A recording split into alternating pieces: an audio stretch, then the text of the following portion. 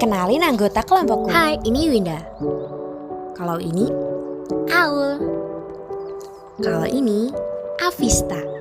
Kalau ini Ocha. Di sini kami membuat video praktik sejarah materi naskah proklamasi. Simak terus videonya.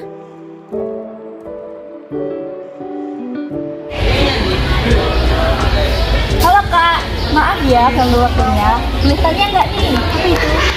Kalau buat kakaknya, tahu nggak apa isi teks proklamasi?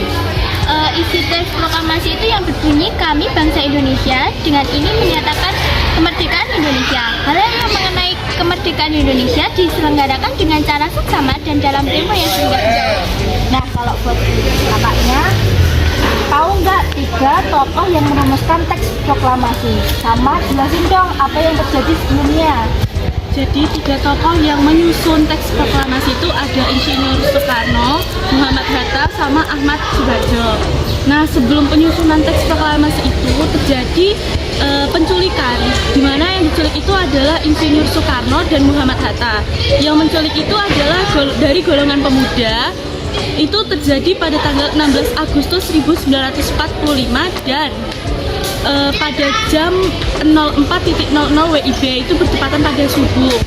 Terus penculikan itu dibawa ke Rengas Dengklok, ditaruh di rumah warga, rumah milik warga yang katanya itu adalah keturunan Tionghoa. Oh, oke ya Kak, makasih. Iya, sama. Permisi ya.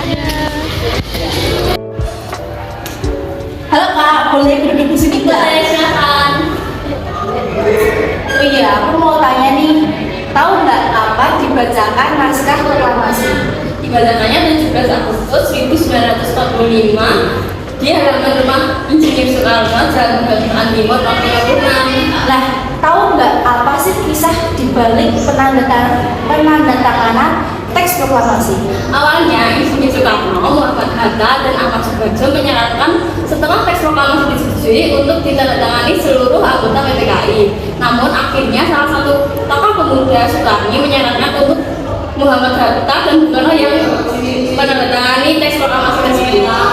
Oh iya, pamit dulu ya, ini mau ke kantin. Oh iya, silakan. Makasih ya Kak. Iya, sama-sama.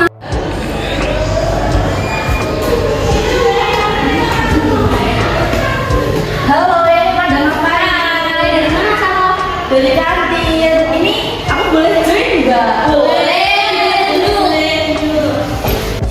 Oh iya, tahu nggak gimana sih proses penyusunan teks proklamasi hingga ditandatangani oleh Insinyur Soekarno?